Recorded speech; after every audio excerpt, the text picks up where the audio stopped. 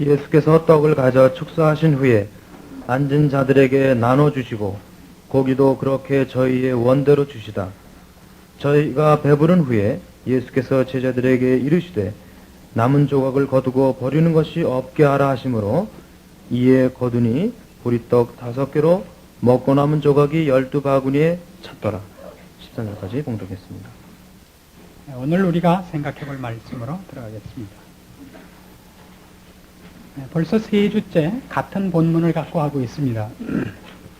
오병이어의 사건을 가지고 첫 주에는 예수 그리스도께서 우리를 위하여 자기 몸을 떼어주시는 사건이라는 관점에서 이 사건을 추적했습니다.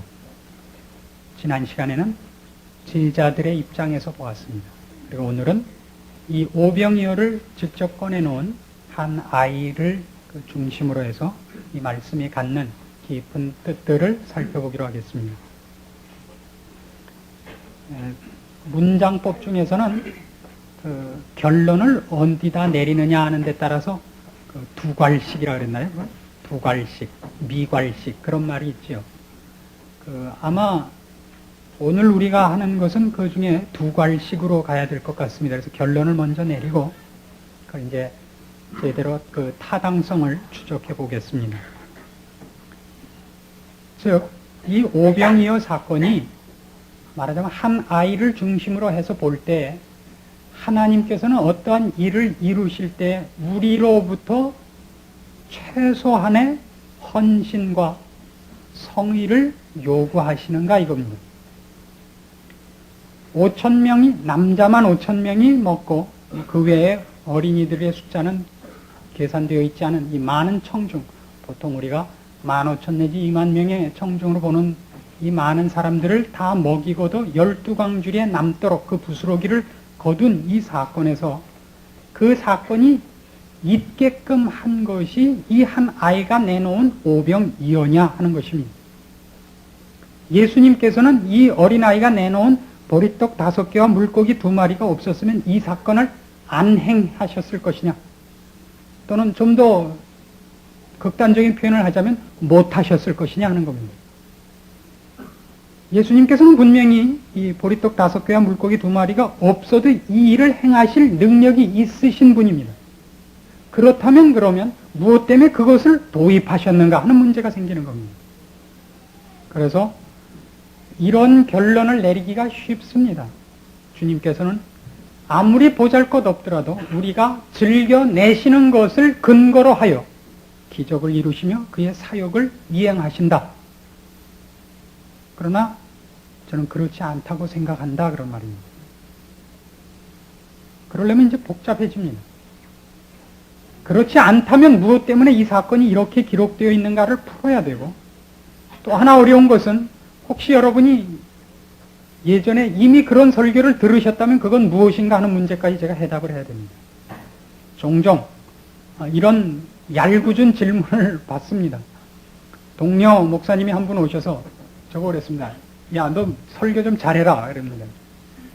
왜? 그랬더니 자기 교회 한 성도가 제 테이프를 사다 들은 이후로는 목사님께 오셔서 꼭 그런답니다. 목사님도 박 목사님 같이 이렇게 거꾸로 한번 풀어보세요. 어쩌다 이제 거꾸로가 됐습니까? 그래. 전부 거꾸로 푸는 사람이 됐다. 그런 얘기를 듣고 저한테 와서 그 동료가 몹시 뭐라고 나무랬습니다. 성경을 이렇게 재미있게 하기 위해서 인기를 끌려고 거꾸로 할 수 있느냐. 그래서 인기를 끌려고 한 건 아니지만 인기가 생겼다면 그거야 뭐 나무랄 게 있느냐.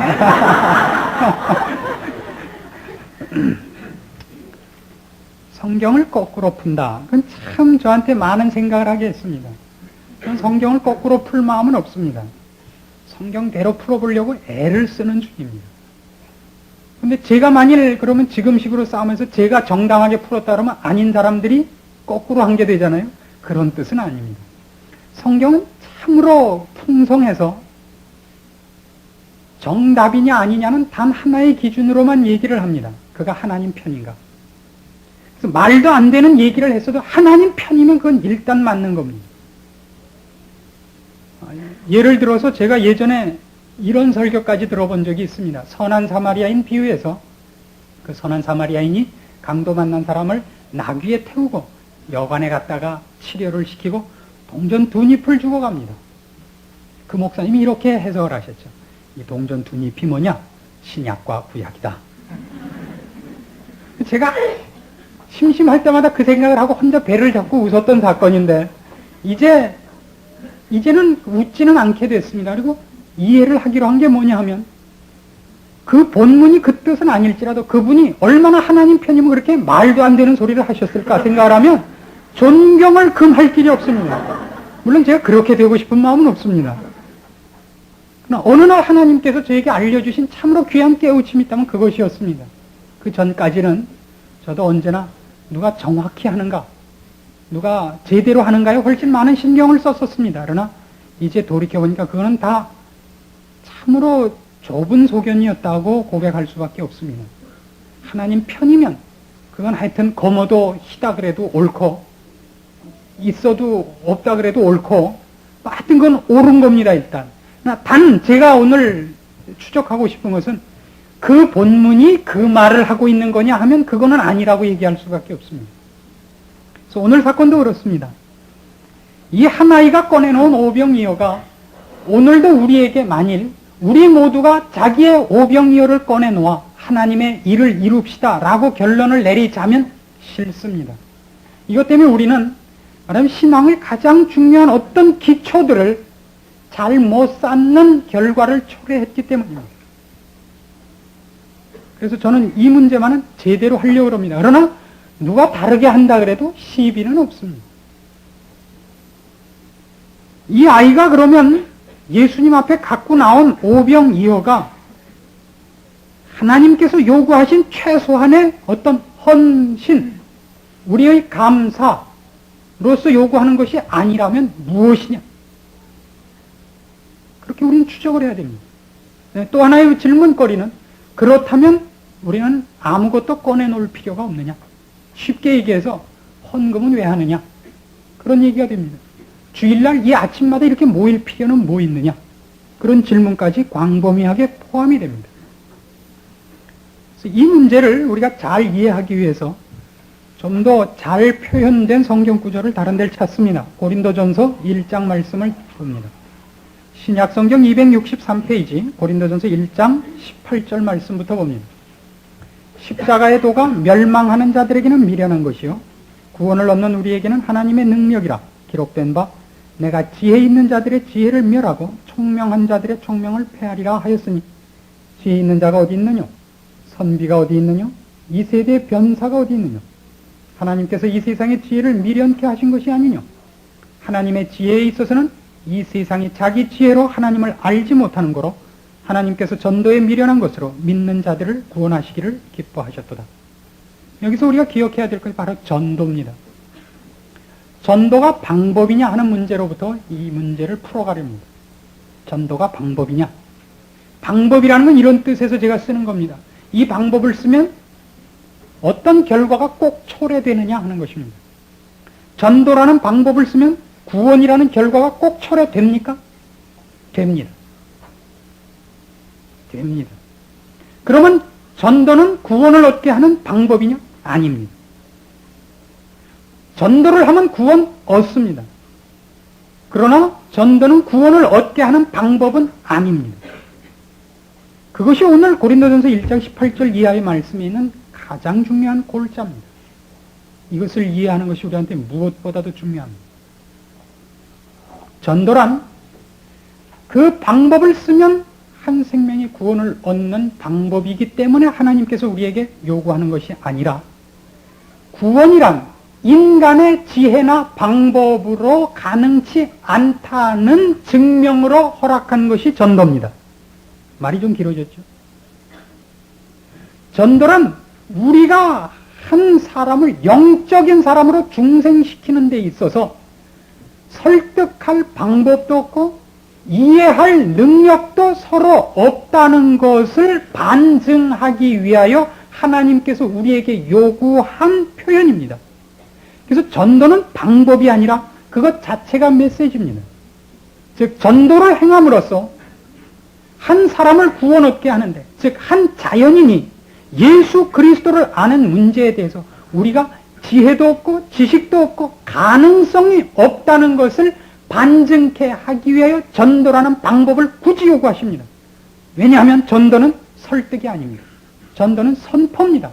전도는 언제나 가서 주 예수를 믿으시오예요. 주 예수를 믿으라. 그리하면 너와 네 집이 구원을 얻으리라. 그렇게만 되어 있습니다. 그러니까 논쟁을 하지 마십시오. 상대방이 이렇게 물을 수 있습니다. 당신은 정말 하나님이 있다고 믿으시오? 예, 그렇습니다. 그러면 증명을 해보시오. 그때 여러분 증명하지 마십시오. 증명하면 집니다. 상대방이 이미 신자로서 들어와 있는데 자기가 믿으면서도 납득이 되지 않아서 설명을 요구하는 자와 나를 납득시켜달라고 설명을 요구하는 자와는 다릅니다. 기독교는 죽었다 깨도 설명할 방법이 없습니다. 무엇만 확실하냐면 하여튼 나는 안다는 것만 확실합니다. 나는 압니다. 그 상대방 당신이 아는 것을 나도 알게 하시오. 불가능합니다. 그럼 왜 전도를 합니까? 글쎄 전도가 방법이 아닙니다. 하나님께서는 전도의 미련한 방법을 우리로 쓰게 하심으로 이 문제가 이해의 범주나 지식의 범주를 벗어난 것임을 증명하고 계시는 겁니다. 그게 전도입니다. 전도를 긴 기술적 방법으로 자꾸만 기능화시키는 것은 옳지 않습니다. 그러면 나가서 그냥 만판 예수를 믿으시고 휙 하고 예수를 믿으시고 그것은 경망하다 그러는 겁니다. 하나님을 믿는 진심이 있으면 상대방이 알아먹기 때문에 설명을 하는 것이 아니라 내가 미쳐서 그러는 겁니다. 내가 미쳐서. 설교도 가끔 그런 느낌이 듭니다. 여러분 들으라고 하는 게 아니라 가끔은 보면 저 혼자 뭐 널뛰듯 한다더니 어떤 때는 저 혼자 좋아하고 끝나는 기분이 솔직히 듭니다. 참 죄송합니다. 뭐 모두가 그래도 자기는 알아들었노라고들 그러시는데 자존심이겠죠. 전도라는 것이 결단코 방법이 아닌데도 불구하고 우리에게 전도를 요구했다는 것이 가장 중요한 키입니다. 하나님께서 우리에게 예를 들어서 헌금을 요구하시는 것은 이것으로 하나님이 무슨 일을 하실 가장 작은 단위의 조건으로서 요구하는 것이 아닙니다. 하나님은 한 번도 그의 일을 우리의 손이나 우리의 지식이나 우리의 권세나 우리의 돈으로 하지 않습니다. 하나님은 하나님의 일을 그분이 가지신 고유의 능력으로 하시고 고유의 지식과 지혜로 하십니다. 그럼 왜 이런 것이 동원되느냐? 지금 있는 얘기와 똑같습니다. 고린도전서 1장 26절 이하에 보시면 이제 조금 더 확대됩니다. 형제들아 너희를 부르심을 보라. 육체를 따라 지혜 있는 자가 많지 아니하며 능한 자가 많지 아니하며 문벌 좋은 자가 많지 아니하도다. 그러나 하나님께서 세상에 미련한 것들을 택하사 지혜 있는 자들을 부끄럽게 하려 하시고 세상에 약한 것들을 택하사 강한 것들을 부끄럽게 하려 하시며 하나님께서 세상에 천한 것들과 멸시받는 것들과 없는 것들을 택하사 있는 것들을 폐하려 하시나니 이는 아무 육체라도 하나님 앞에서 자랑하지 못하게 하려 하심이라. 이게 바로 이유입니다. 하나님의 일, 하나님의 지혜, 하나님의 생명에 관한 진리들을 우리가 이해하거나 홀로 깨우쳐 아는 자가 없습니다. 그래서 하나님께서는 하나님의 일을 할 때 특별히 하나님의 계획과 하나님의 말씀을 맡길 때 그 맡기는 사람을 절대 세상적으로 훌륭한 사람을 쓰지 않습니다. 우리가 교회를 다니면서 가장 우습게 생각하는 게 그것 아닙니까? 교회에서 큰 소리 치는 사람 쳐놓고 밖에서 괜찮은 사람이 몇 있습니까? 그건 없는 법입니다. 언제나 교회에서 말빨 센 사람은 다른 데서는 전혀 쓸모가 없기 때문에 교회 와서 큰 소리를 칩니다. 물론 저희 교회는 예외입니다만은 교회이 또 끝나고 꽃이 피기 전에 도망을 가야죠. 왜 그렇게 한다고요? 세상적으로 똑똑해서 하나님의 일을 하면 모두가 생각하기를 그것이 지혜와 지식을 인간적인 능력으로 추적해 올라가서 따온 것이라고 생각할까봐 하나님께서 악착같이 그것이 아닌 것을 우리에게 확인시키기 위하여 아니올시다를 들어서 쓴다고요. 보세요. 좋은 학교 나오고 목사 한 사람이 없습니다. 우리 교육자들 쳐놓고 우리 교육자 중에서 제일 좋은 학교 나온 사람이 없지요. 없어요. 그건 이상해요. 지난번에 IQ 테스트를 했는데요. 세 자리가 없더라고요. 세 자리가. 그건 이상한 거예요. 이 세상에서 가장 대접받는 사람이 누구냐면 목사입니다. 목사만큼 대접받는 사람은 없습니다. 솔직히 밖에 꺼내놓고 나열해 놓으면 뭐 키가 커요, 뭐 살이 쪘어요, 눈이 커요. 전혀 쓸모없는 사람인 것이 사실입니다. 하나님께서 그 입술에 하나님의 말씀을 허락함으로써 그것이 그가 만든 것이 아니라는 것을 분명케 하십니다. 분명케. 저건 저 사람 머리에서 나왔을 리가 없다. 저 사람 머리 큐는 2자리인데. 3자리라 할지라도 중간에 소수점이 찍혔는데. 불가능하잖아요. 그게 하나님이 하시는 일입니다. 왜 그렇게 할까요? 왜 그렇게 해요? 왜 그렇게 할까요? 우리의 시선을 보이는 한 사람으로부터 출발해서 예수 그리스도에게까지 연결시키려고 씁니다. 이 생각을 하셔야 돼요. 그럼 우리가 없는 편이 낫지 않느냐? 그런 생각이 들지 않으세요? 그럴 바에는 전도라는 것까지도 안 하는 편이 낫지 않느냐? 전도를 안 하면 어떤 문제가 생기느냐 하면 각자가 하나님께서 직접 간섭해서 구원을 일으키시는 건 마찬가지예요. 전도를 해서 일으키시나 전도 없이 일으키시나. 전도 없이 하면 깨우친 자가 이번엔 스스로 대오각성에 따른다니까요. 석가가 뭐 따로 있어요? 모두가 어느 날 도를 깨우쳤다면 그것도 큰일이에요. 그래서 한 사람이 구원을 얻을 때 스스로 교회 오는 자가 없게 하세요. 스스로 교회 오면 그것만큼 재는 게 없습니다. 또 너희들은 다 누가 불러서 왔지만 나는 어느 날 딱 깨우치고 왔다 이거예요. 이건 그것만큼 사람 헷갈리게 하는 것도 없어요. 또 자기는 남다른 족속이다 이거예요. 무슨 게르만 민족이에요? 아닙니다. 왜 하나님의 악자까지 전도라는 방법을 쓰느냐면 쓰는 자도 항복시키고 그 결과를 입은 자도 항복시키는 방법인 거예요. 무엇 때문에요? 이것이 우리가 가진 어떤 것으로도 말미암지 않았다는 가장 중요한 근거라고요. 왜 그렇게 해야 되는지 아십니까?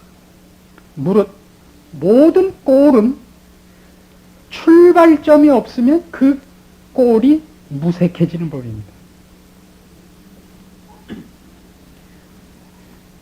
칼 루이스와 뛰어서 이길 수 있는 사람이 있습니까? 지금 세상에서 이길 수 있는 사람이 있죠. 그는 200m에서 뛰고 나는 10m에서 뛰고. 그러면 물구나무 서서 들어가도 이기죠. 그렇지 않겠어요? 우리가 가장 이해 못하는 게 뭐냐면 예수 그리스도의 능력이라는 것이 이 앞에 이렇게 제시되었을 때 우리가 이것을 흉내낼 수 없다는 것이 성경은 언제나 여기에다 스타트 라인을 거놓고 있다는 이 두 번째 메시지입니다.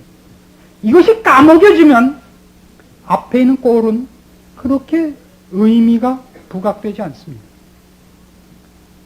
마라톤이라는 건 42km 이상을 뛰어와서 오기 때문에 그 테이프를 끊는 것이 멋이 있지. 아니 저 유리창에서 여기까지 뛰어가고 뭐 골인 하고서 까무러치 그러면 그건 말이 안 되는 거예요. 그렇지 않아요? 바로 오늘 한 아이가 등장하는 가장 중요한 메시지는 그것 때문인 것입니다. 본문으로 돌아가 보십시오.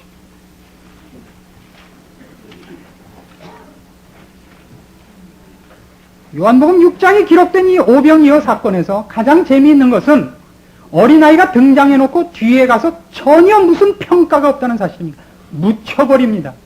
그러나 그의 등장은 상당히 조심스럽게 준비되어서 그의 무대가 마련이 됩니다. 그의 등장은 절대 지나가는 이야기로서 기록되어 있는 것이 아닙니다.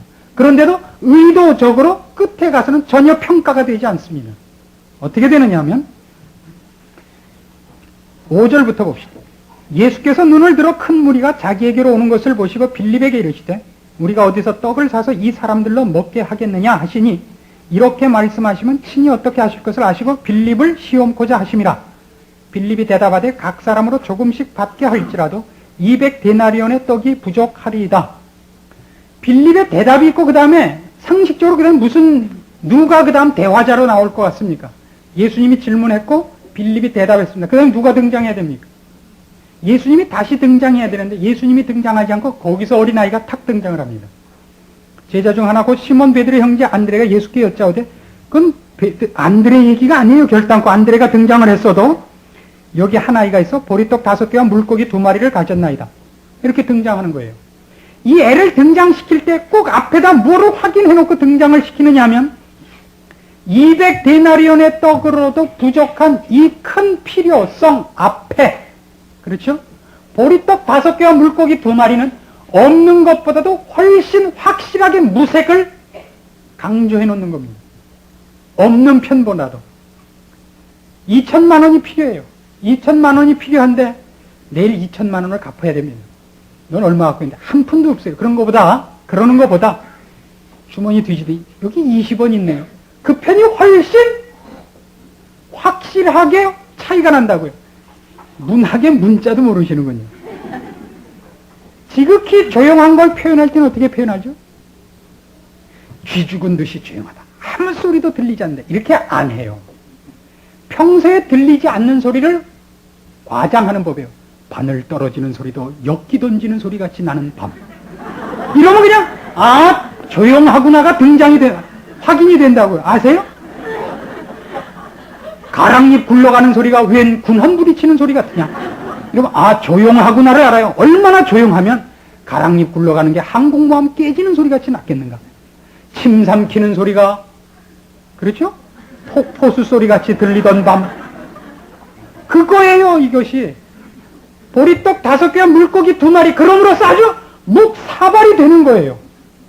그래 놓고서는 그것도 확인하기 위해서 그러나 그것이 이 많은 사람에게 얼마나 되겠습니까? 악착같이 붙여놓는다고요. 그러고서 10절 예수님께서 빌립에게 아무 답변도 없으시고 드디어 행동으로 넘어가세요. 예수께서 가라사대 이 사람들로 앉게 하라. 이렇게 사건은 기록되어 있는 겁니다. 기가 막힌 겁니다. 어린아이가 가져온 보리떡 5개와 물고기 2마리는 우리들의 모습일 겁니다. 우리가 하나님을 향하여 아무리 열심을 내서 꺼내놓는 것이라도 그것은 그 필요에 하나도 도움이 되는 것이 아닙니다. 그러나 예수님께서는 그걸 쓰셨습니다. 그러니까 우리가 아무것도 아닌 거라도 내놓으시면 쓰신다. 그런 뜻이 아닙니다. 오늘 전혀 시비거리가 바로 거기 있는 겁니다. 그건 꺼내놓음으로써 스타트 라인이 되는 겁니다. 출발선이 되는 겁니다. 우리 같은 것이 하나님의 일의 부름을 받음으로 여기가 출발선이 되어서 그 시선이 골대까지 연결이 되게 하는 것입니다. 오병이어는 예수님께서 이제 이 5,000명의 그래서 필요했던 조건으로 요구된 것이 아니고 이 일을 만들기 위한 하나의 원인이 되는 것이 아니라 그것으로 말미암아 모든 시선을 이렇게 집약시키는 겁니다. 한 아이로 몰아서 그대로 예수님에게까지 그 시선을 연장케 하기 위한 중간 디딤돌이 되는 겁니다. 우리는 모두 그렇게 부름을 받습니다. 우리가 하나님 앞에 내는 어떤 헌신이나 봉사나 진심 어린 마음들이 있다면 그것 때문에 그것을 하나님이 어떻게 부풀려서 무엇을 사용한다는 개념이 아니라 그것의 보잘것 없음 때문에 시선이 예수 그리스도 능력의 원인자에게 연결되는 방식을 취하신다 이겁니다. 우리는 전부 그런 사람들입니다. 우리가 하는 일들은 말하자면 우리가 헌금을 내기도 합니다. 우리가 주일날 이렇게 모이기도 합니다. 우리가 직분을 맡아서 무슨 일을 합니다. 그 일을 함으로써 우리가 느끼는 것은 우리가 하나님 앞에 부름을 받았다는 감사보다도 우리가 하나님을 향하여 무엇을 할 수 있다는 보람보다도 우리가 얼마나 하나님께서 하시는 일에 도무지 도울 것이 없는 자인가를 우리 스스로도 확인하고 제3자에게도 증명하는 일일 겁니다. 그럼에도 불구하고 그 일이 이루어짐으로써 이 일이 우리로 말미암지 않고 우리가 쳐다보고 있고 우리가 신뢰하고 있고 우리의 진심을 바치고 있는 그분이 이런 능력을 행하시는 분이라는 결론까지 저들의 시선을 다른 데 뺏기지 않고 몰아오는 것입니다.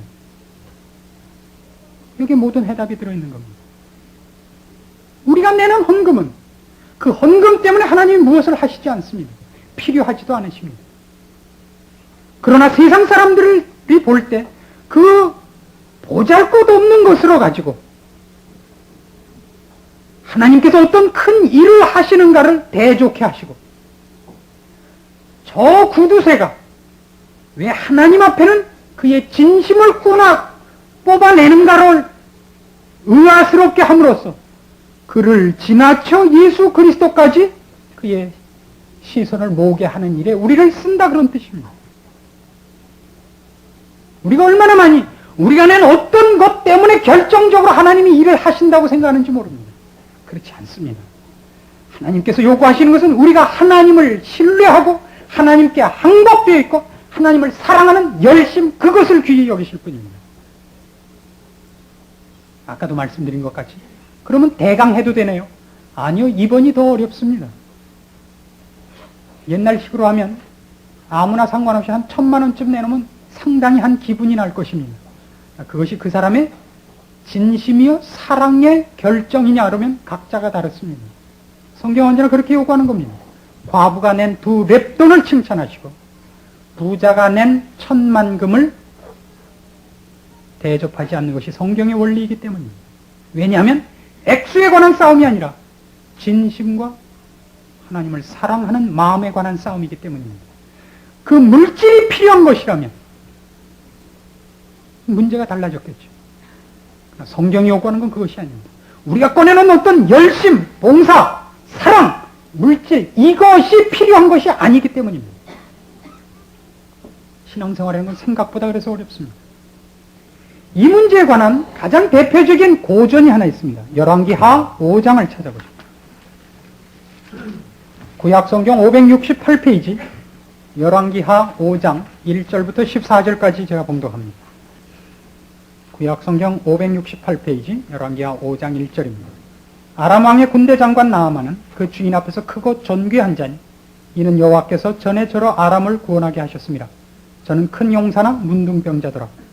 전에 아람 사람이 떼를 지어 나가서 이스라엘 땅에서 작은 계집아이 하나를 사로잡으매 저가 나아만의 아내에게 수종들더니 그 주모에게 이르되 우리 주인이 사마리아에 계신 선지자 앞에 계셨으면 좋겠나이다. 저가 그 문둥병을 고치리이다. 나아만이 들어와서 그 주인에게 고하여 가로되 이스라엘 땅에서 온 계집아이의 말이 이러이러하더이다. 아람 왕이 가로되 갈지어다. 이제 내가 이스라엘 왕에게 그를 보내리라.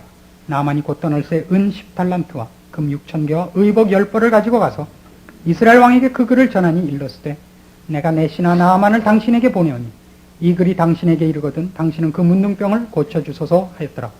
이스라엘 왕이 그 글을 읽고 자기 옷을 찢으며 가로되 내가 어찌 하나님이 관대 능히 사람을 죽이며 살릴 수 있으랴.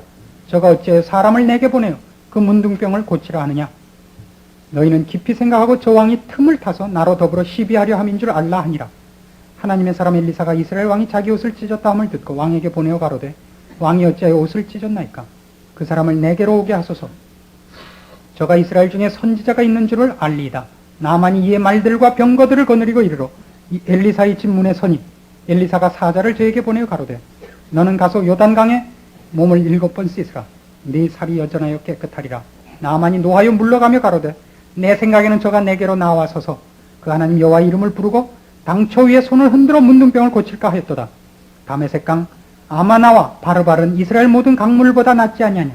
내가 거기서 몸을 씻으면 깨끗하게 되지 아니하랴 하고 몸을 돌이켜 분한 모양으로 떠나니 그 종들이 나와서 말하여 가로되 내 아버지요 선지자가 당신을 명하여 큰 일을 행하라 하였다면 행치 아니하였으리까. 하물며 당신에게 이르기를 씻어 깨끗하게 하라 함이리까. 나만이 이에 내려가서 하나님의 사람의 말씀대로 요단강 7번 몸을 잠그니 그 살이 여전하여 어린아이의 살 같아서 깨끗하게 되었더라. 아람이란 옛날 바벨론의 전신입니다. 상당히 큰 나라였죠. 이스라엘에게는 언제나 적대국이었습니다. 늘 전쟁이 있었습니다. 이 나라가 이스라엘을 쳐서 늘 포로를 잡아가기도 하고 서로 티격태격하던 중에 이 나아만이란 군대 장관이 이스라엘의 어린 소녀 하나 잡아가서 자기 부인의 시중을 들게 했는데 그가 그에게 말을 합니다. 우리나라에 가면 선지자가 있는데 그 사람을 만나면 그 병쯤은 고칩니다. 여기 나온 이 어린 소녀가 오늘 우리가 보려는 한 아이와 비슷한 입장에 서 있는 겁니다. 그가 그 말을 듣고 이스라엘 나라에 가서 고쳐달라 하랍니다. 이스라엘 왕은 방법이 없다 그러고 펄펄 뜁니다.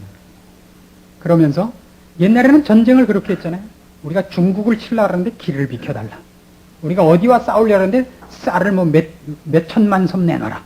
그 꼬투리를 잡기 위한 것인 줄로 알고 이스라엘 왕은 저들이 이제 우리랑 전쟁을 하려고 시비를 거는구나. 이렇게밖에 생각을 안 했습니다. 그러나 엘리사가 그를 요단강에 보내서 7번 씻게 해서 낫게 합니다. 요단강도 똑같은 위치에 서 있습니다. 여기 있는 말처럼 다메섹 강이 더 나은데 왜 요단강에 들어가라느냐. 우리나라식으로 하면 우리나라에서 제일 맑은 강이 뭐예요? 청천강이죠. 얼마나 맑으면 청천강이겠어요? 청천강이 제일 맑은데 청계천 가서, 청계천은 사실은 맑은 강이었을 거예요. 그렇죠? 청계천 아니에요? 맑을 청, 맑을 게. 그러나 지금은 청계천 말도 아니죠, 뭐. 거기 가서 몸 씻으라 그런 거랑 똑같아요. 요단강은 형편없는 강입니다, 정말. 여기 있는 이 사건이 제시하는 것도 뭔가 보세요. 어린 소녀는 유일하게 진리를 소개하는 자로 섭니다. 그래서 알게 됐다는 뜻이 아닙니다. 무슨 메시지냐면 가장 많이 알고 있는 사람들이 모른다는 뜻입니다. 한 나라의 왕의 신임을 받을 만하면 보통 왕이 시의를 보내는 법입니다. 그렇죠? 시의들도 못 고치는, 세상에 가장 똑똑하다는 사람들도 못 고치는 그런 문제를 어린 소녀, 그것도 누구예요? 포로로 잡혀온 어린 소녀가, 어린 소녀면 세상 물정도 모르고 뭐가 뭔지도 모르고 게다가 포로라 입도 없는 겁니다. 발언권도 없는 거예요. 그런 사람이 말을 하게 함으로써 하나님에 관한 진리와 이 복음의 진리됨들이 어떻게 우리에게 생소한 것인가, 이해 불가능한 영역인가를 제시하기 위해 서 있는 겁니다. 아시겠습니까? 어린 소녀가 얘기를 해서 됐다는 것들을 위해서 서 있는 것이 아니라 요단강도 마찬가지예요. 선지자가 가서 그에게 다른 것을 요구하는 것이 아니라 요단강에 가서 몸을 씻으라 그럽니다. 요단강이 다른 강보다 나면 오히려 헷갈립니다. 여러분, 그 강이 효험이 있다고 생각을 하게 된다고요. 무슨 말인지 아시겠어요? 그 강이 효험이 있는 것이 아니라 하나님이 고치신 줄 알게 하기 위해서, 여기 그것들이 다 확인되어 있습니다. 나만이 뭐라고 화를 냈죠? 나는 저가 와서 내 상처에 손을 얹고 여호와의 이름을 부르면서 굿이라도 할 줄 알았다. 근데 뭐? 똥물에 들어가서 목욕이나 하고 가라고? 관둬라, 난 간다.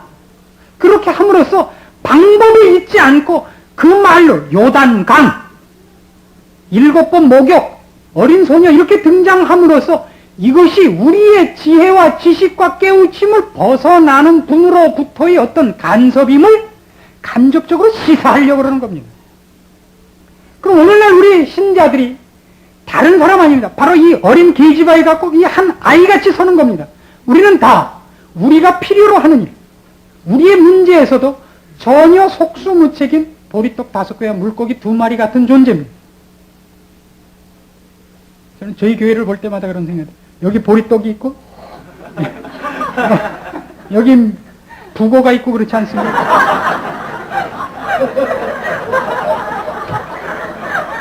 오늘날 얼마나 많이 종교적인 이름으로 교역자들부터 그가 무슨 신통수를 가진 특별한 사람이 되어가고 있는지 모르겠어요. 신자들도 마찬가지예요. 그러니까 예수를 믿고 나면 평범한 사람이 아닌 어떤 능력을 이제 소유한 자가 되고 하나님 앞에 자기가 무슨 단추를 눌리면 하나님이 바둑돌 다 마시고라도 와야 돼요. 아달인데 지금 그거 그냥 놓고 와요. 왜 그러니 왜? 그런 것이 아닙니다. 결단코. 기도가 특별히 그래요. 기도란 내가 기도를 하면 무조건 하나님이 헐레벌떡 오셔야 되는 무슨 만병통치 주문이 아닙니다. 요즘 제일 흔한 것이 그거라 그래요. 성령, 강림, 뭐죠 그 다음에? 대은사, 성령, 강림, 대은사, 심령부흥회. 종어 다 갖다 붙인 거예요. 왜 이렇게 됐죠? 우리가 가진 것 중에 어떤 꼬투리가 있다고 보기 때문입니다. 그리고 우리가 가진 그 꼬투리가 점점 무엇으로 변한다고 생각을 하는 겁니다. 아닙니다. 우린 가장 중요하게 무엇 때문에 존재하느냐 하면 우리가 이 세상의 것들과 내가 가진 것으로서 문제 해결이 되지 않는다는 것을 알았기 때문에 자기도 포기하고 세상을 포기하고 하나님 앞에 모여든 사람들입니다. 기도를 하면 기도란 내가 지금 당하고 있는 문제가 세상의 힘과 지혜로 풀 문제가 아닌 문제가 있는 줄 아는 사람들입니다. 그 문제를 준비해야 되는 줄 아는 사람들입니다. 그 문제를 해결할 자가 하나님뿐인 줄 아는 사람들입니다. 그래서 기도합니다. 기도는 가장 쉽게 도와주십시오. 도와주십시오. 이건 제가 할 수 있는 문제가 아닙니다라는 고백입니다. 거기 무슨 머리를 빳빳이 들고 어디다 대고 눈에 힘주고 큰 소리를 쳐요. 그건 무릎 사이에 정말 머리를 쳐박고, 저는 안 들어갑니다만 허리가 나빠서 딱 하나의 기본 조건밖에 없어요. 불쌍히 여기소서. 하나님 불쌍히 여겨주십시오. 당신이 외면하면 전 갈 데가 없습니다. 죽이려면 당신 손으로 죽여주십시오. 그러나 이렇게 기도했으니 봐주십시오. 이거밖에 없는 사람들입니다. 우리가 뭐이 제일 게 있어요. 우리는 얼마나 겸손을 가장한 교만한 자들인지 모릅니다. 보잘것 없사오나 받으시지요. 웃기지들 마십시오. 우리가 내놓는 것 중에 아무것도 하나님 받으실 만한 것 없습니다. 하나님을 향하여 우리가 그 분에게만 매달리는 것을 기뻐하십니다. 우리가 울어도 그분을 찾으면서 울고, 웃어도 그분을 붙잡았기 때문에 웃고, 우리가 무엇을 내놓아도 그분을 사랑하는 표현 이외에 아무것도 아닌 것입니다. 그것이 우리입니다. 그래서 우리를 보는 모든 사람들이 우리의 보잘것없음을 확인하고 있는 우리를 향하여, 그런데도 웃고 늠름한 이유를 우리가 누구 손에 잡혀있기 때문인가까지 시선이 드디어 연장되어 우리가 저 품에 있기 때문에 웃는구나, 그 품에 있기 때문에 담대하구나를 저들도 자극받게 된다는 것이 본문의 얘기인 것입니다. 우리가 그렇게 서는 줄 아셔야 됩니다. 우리는 결단코 다른 사람보다 어떤 조건에서도 낫지 않습니다. 능력 있지 않습니다. 우리야말로 자신이 누군가를 더 잘 아는 사람들입니다.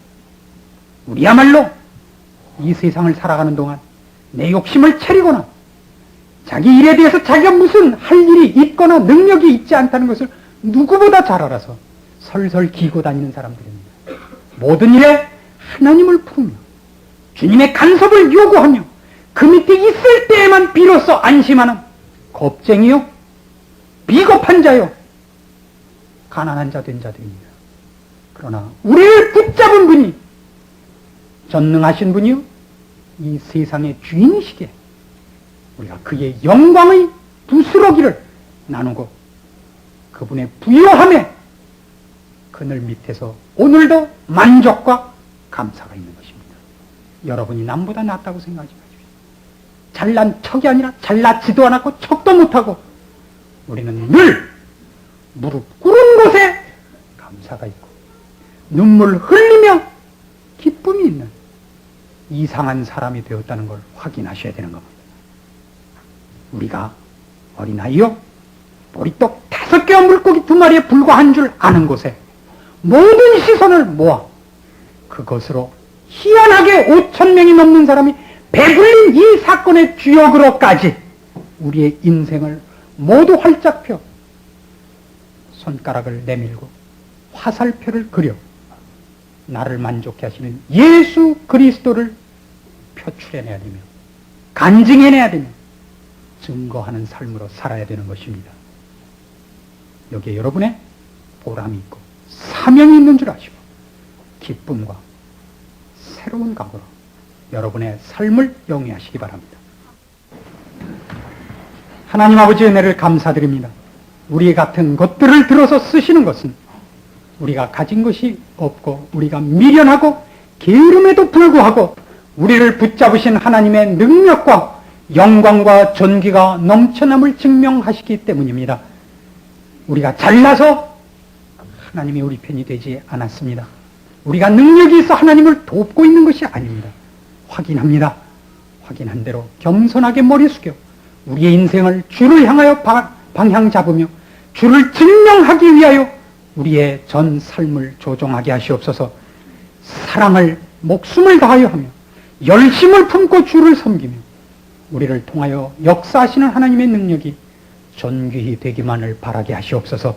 나를 쳐다보는 모든 사람들이 나를 보고 놀라지 말고 나를 붙잡은 주를 만나고 놀라는 일이 있도록 우리가 마땅히 서야 하는 위치에서 절대 교만하거나 좌절하거나 경거망동하지 않게 하옵소서. 예수님의 이름으로 기도합니다. 아멘.